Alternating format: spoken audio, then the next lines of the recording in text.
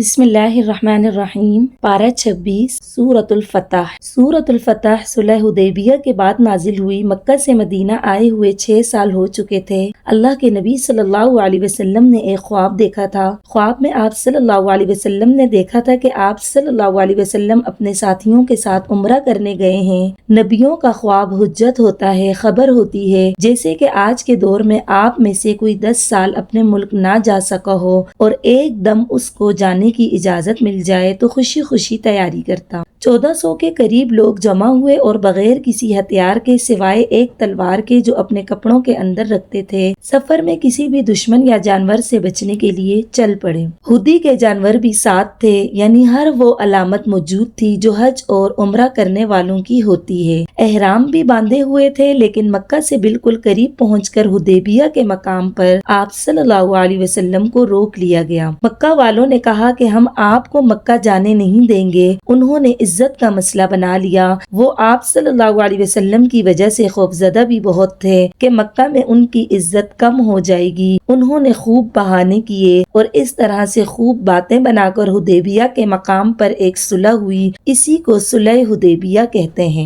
اس کے اندر مسلمانوں سے 10 اتنی کڑی شرائط منوائی گئی جو بالکل یک طرفہ تھی، جن کو عام حالات میں کوئی سمجھ ہی نہیں سکتا تھا۔ اللہ کے نبی صلی اللہ علیہ وسلم نے اس معاہدے پر دستخط کیے۔ حضرت عمر رضی اللہ عنہ کو بھی تعجب ہوا اور کچھ صحابہ کو بھی ہوا۔ وہ کہنے لگے، اے اللہ کے نبی صلی اللہ علیہ وسلم، ہم اتنا کیوں دب رہے ہیں؟ ہمارا کیا قصور ہے؟ کیا آپ صلی اللہ علیہ وسلم سچے نبی نہیں؟ کیا اسلام سچا دین نہیں؟ ایسی اور باتیں ہوئیں، لیکن آپ صلی اللہ علیہ وسلم نے فرمایا، آپ خاموش رہیں۔ کسی کو سمجھ نہ آئی۔ اب یہ سورت نازل ہوئی۔ لوگوں نے کہا، اللہ کے نبی، یہ فتح کیسے ہے؟ ہم تو ہار کر جا رہے ہیں، ان کو مان کر جا رہے ہیں، ساری شرائط انہی کی ہیں۔ نبی صلی اللہ علیہ وسلم نے عمر رضی اللہ عنہ کی بات کی جواب میں کہا کہ اے عمر، تو نہیں جانتا، یہ فتح ہے، یہ حقیقت بھی تھی۔ یہی معاہدہ مکہ کی فتح کا سبب بنا۔ صلح حدیبیہ کی شرائط پر مشرکین مکہ خود قائم نہ رہ سکے اور کسی دوسرے قبیلے کی ایسی مدد کر دی جو وہ معاہدے کے مطابق نہیں کر سکتے تھے۔ انہوں نے خود اللہ کے نبی صلی اللہ علیہ وسلم کو موقع دیا اور اس کی وجہ سے نبی صلی اللہ علیہ وسلم گئے اور بغیر خون بہائے مکہ فتح کر آئے۔ ہر انسان کی زندگی میں بہت سارے حدیبیہ کے مقام آتے ہیں۔ جو اللہ کے فیصلوں کو دل کی خوشی سے مان لیتا ہے، دب جاتا ہے، جو اللہ کے لیے تواضع اختیار کر لیتا ہے، اللہ تعالیٰ بھی اس کو عزت دیتا ہے۔ حدیبیہ کی فتح اس بات کی دلیل ہے۔ اللہ کے نبی صلی اللہ علیہ وسلم نے حضرت عثمان رضی اللہ عنہ کو ان کے ساتھ مذاکرات کرنے کے لیے بھیجا، اپنا نمائندہ بنا کر بھیجا۔ جب وہ گئے تو پیچھے خبر پھیل گئی کہ عثمان تو شہید کر دیے گئے۔ سفیر کا قتل ایسے ہی تھا، گویا جنگ کی دعوت دینا۔ مسلمانوں کے پاس ہتھیار نہیں تھے، لیکن اس وقت درخت کے نیچے بیعت کی، جس کا تذکرہ آیت نمبر 10 میں کیا گیا ہے کہ اللہ کے نبی صلی اللہ علیہ وسلم، ہم چلیں گے، ہم لڑیں گے اور بدلہ بھی لیں گے۔ اللہ کے نبی صلی اللہ علیہ وسلم کے ساتھی اتنے جیالے تھے، اتنے بے باک تھے، تلواروں اور ہتھیاروں پر کوئی بھروسہ نہیں کرتے تھے۔ اللہ نے ایسے لوگوں کو قیامت تک کے لیے اصحاب بیت رضوان کا نام دے دیا۔ ابھی بیعت کر کے فارغ ہوئے ہی تھے کہ پتہ چلا کہ خبر جھوٹی تھی۔ حضرت عثمان ٹھیک ٹھاک ہیں اور واپس آ رہے ہیں۔ بات ختم ہو گئی۔ پھر کسی نے کہا کہ اب تو سوچ لیا ہے جنگ کا، سب پلٹ آئیں۔ ایسے واقعات پڑھ کر دل کھل جاتا ہے۔ آپ حیران ہوتے ہیں کہ زندگی گزارنے کے طریقے اللہ کے نبی صلی اللہ علیہ وسلم سے لے لیں تو ہمیں اپنے لیے کتنے ہی سبق ملتے ہیں۔ آیت نمبر 11 میں ایسے لوگوں کا تذکرہ ہے جو اپنے آپ کو مال اور اولاد میں مشغول رکھتے ہیں۔ دین کے کام بہت سے لوگ کر رہے ہوتے ہیں، آپ بھی کر رہے ہیں۔ بہت سارے لوگ اللہ کے راستے میں لڑ رہے ہیں، جہاد کر رہے ہیں، آپ بھی کر رہے ہیں۔ یہ عام حالات میں کام کرنا ہوتا ہے۔ ایک وقت وہ ہوتا ہے جس وقت ایمرجنسی کے حالات ہوتے ہیں، اس وقت اگر کوئی پیچھے ہو جاتا ہے، جبکہ اسے پتا ہے کہ میری ضرورت ہے اور میرا کام میں ہی کروں گا، اور یہ کہ میرے پیچھے ہونے سے اس کام کی کوالٹی میں فرق پڑے گا۔ اگر ایسے وقت میں کوئی پیچھے ہٹ جائے تو اسے نبی صلی اللہ علیہ وسلم کی بخشش کی دعا بھی فائدہ نہیں دیتی۔ آیت نمبر 11 میں یہی بات بیان کی جا رہی ہے کہ پیچھے رہنے والوں نے دعا کروائی لیکن کوئی فائدہ نہیں ہوا۔ اس آیت سے پتہ چلا کہ عمل سے زندگی بنتی ہے، جنت بھی جہنم بھی۔ ہم یا تو جنت میں جائیں گے یا جہنم میں، کوئی تیسرا مقام نہیں ہے۔ پھر اسی طرح آیت نمبر 15 ہم سب کو بتاتی ہے کہ نیکی کا ایک موقع ہوتا ہے، جو بندہ اس موقع پر نیکی نہیں کرتا تو بعد میں اس کو موقع نہیں ملتا۔ آپ جب بھی سیرت پڑھ کر دیکھیں گے آپ جانیں گے کہ اللہ کے نبی صلی اللہ علیہ وسلم کی زندگی کے ابتدائی ادوار بہت کٹھن تھے۔ مکہ کا دور بہت کٹھن تھا۔ اس دور میں لوگوں کی جان پر مشکل آئی کہ ان کو کوڑے پڑے، وہ کوئلوں پر لٹائے گئے۔ اسی طرح مدینہ آنے کے بعد شروع کے ایام میں خاص طور پر خیبر کی فتح سے پہلے انتہائی مشکل دور تھا۔ ہر وقت خوف تھا، خدشہ تھا، مال کی کمی تھی، مہاجرین اور انصار کے مسائل تھے۔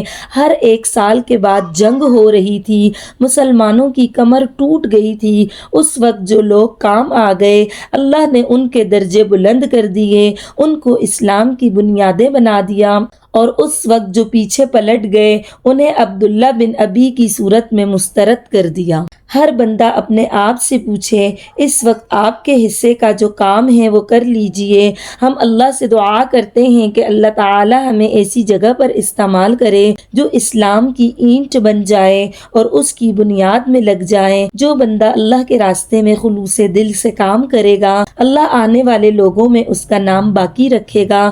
سورۃ الفتح کا یہی پیغام ہے۔ اگر اسلام کی فتح چاہتے ہیں تو حدیبیہ کے مواقع ڈھونڈیں اور دیکھیں کہ میں کہاں استعمال ہوتا ہوں۔ جو لوگ ایسے وقت میں جان کو پیارا سمجھتے ہوئے جان بچا لیتے ہیں اور اپنا مال بچا لیتے ہیں وہ خود بھی نہیں بچتے۔ اصل بات یہ ہے کہ ہم نے اپنے آپ کو ضائع ہونے سے بچانا ہے۔ اللہ تعالی سے دعا ہے کہ ہمیں ضائع ہونے سے بچا لیں، آمین۔ پھر آیت نمبر 16 سے پتہ چلتا ہے کہ اگر کوئی نیکی کا موقع چھن جائے تو نیکیوں کے مواقع دوبارہ بھی آتے ہیں۔ اگر ہماری پچھلی زندگی میں نیکی کے کئی مواقع ضائع ہو چکے تو دعا کریں کہ دوبارہ کوئی موقع آئے اور ہم اس کو فائدہ مند بنا لیں۔ یہاں اس پارے کے موضوع کے لحاظ سے ایک اور بات بھی نوٹ کی جا سکتی ہے کہ اگر نیکی کا کوئی موقع کوئی انسان ضائع کر دے تو یہ بھی اس کے اعمال کو ضائع کرنے کا سبب بن سکتا ہے۔ اسی طرح آیت نمبر 17 میں اللہ تعالیٰ فرماتے ہیں کہ ہر ایک جو جہاد میں پیچھے رہ جاتا ہے وہ گناہ گار نہیں ہوتا۔ اللہ کو عذر اور مجبوری پتہ ہے۔ ایسا لگتا ہے کہ اللہ کی نظر بندے کے دل کے اوپر ہے، اس لیے میں اور آپ کسی کے بارے میں کوئی قیاس آرائی نہیں کر سکتے کہ فلاں پیچھے ہے تو اس کا مطلب ہے کہ وہ منافق ہے۔ یہ کبھی مت سوچیں، صرف اور صرف اپنی آخرت کے بارے میں سوچیں۔ آیت نمبر 26 میں حمیت کا لفظ آیا ہے۔ حمیت کا معنی ہے غیرت یا وفاداری یا کسی کے ساتھ مخلص ہونا۔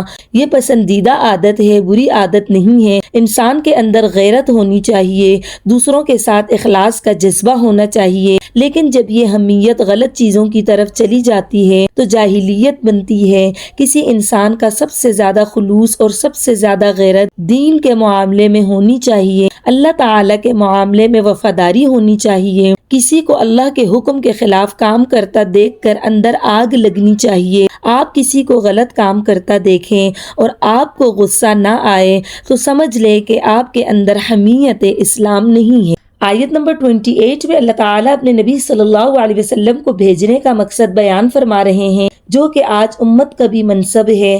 وہ مقصد ہے کہ پوری دنیا میں اسلام کا نام آ جائے، اللہ کا دین غالب ہو جائے۔ یہ زمین اللہ کی ہے اور جس کا ملک ہوتا ہے اسی کا قانون چلتا ہے۔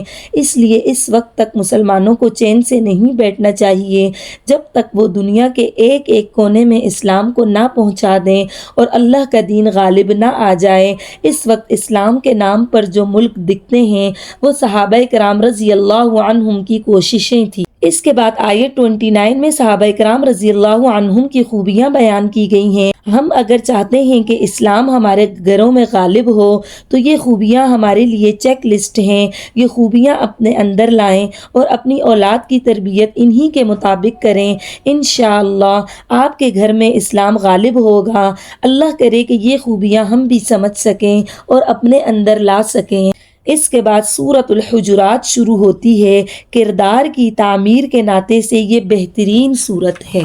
اس پارے میں بیشتر باتیں جو ابھی تک ہوئیں ان کا تعلق اجتماعی معاملات سے تھا، جیسا کہ جنگ کے معاملات، حدیبیہ کا معاملہ، فتح مکہ کا معاملہ، لیکن اس صورت میں جو باتیں ہیں وہ ہماری اپنی ہیں۔ اس صورت کو پڑھنے کے بعد ہمیں سوچ بچار کرنا پڑے گا کہ کیا ہم اپنے اعمال کو بچانا چاہتے ہیں؟ کیا ہم چاہتے ہیں کہ ہمارا تزکیہ ہو؟ جو بھی اصلاح کی نیت سے اسے پڑھے گا انشاءاللہ اسے فائدہ ہوگا۔ اس صورت کا آغاز بڑا ہی اچھا ہوتا ہے۔ اللہ اور اس کے رسول صلی اللہ علیہ وسلم سے آگے بڑھنا کیا ہے کہ بندہ اپنی منمانی کرنے لگے اور یہ کہے کہ آج کے دور میں تو قرآن پر کوئی عمل نہیں کر سکتا۔ رسول سے آگے بڑھنا یہ ہے کہ کوئی کہے کہ آج کے دور میں کس کو پتا ہے کہ کون سی حدیثیں صحیح ہیں اور کون سی نہیں۔ آیت نمبر 2 میں ادب سکھایا جا رہا ہے کہ اللہ کے نبی صلی اللہ علیہ وسلم کے سامنے بات کرتے وقت اپنی آواز ہلکی رکھا کرو۔ جب رسول اللہ صلی اللہ علیہ وسلم حیات تھے،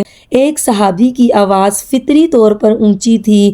جب یہ آیت اتری تو وہ گھر میں بیٹھ کر رونے لگے۔ وہ 2-3 دن تک وہ نظر نہ آئے تو اللہ کے نبی صلی اللہ علیہ وسلم نے کسی کو بھیجا کہ ان کا حال معلوم کر کے آئیں۔ یہاں سے یہ بھی پتہ چلتا ہے کہ اگر کوئی جان پہچان کا بندہ نظر نہ آئے تو اس کا حال پوچھ لینا چاہیے۔ آج کے دور میں یہ ادب کیسے ہوگا؟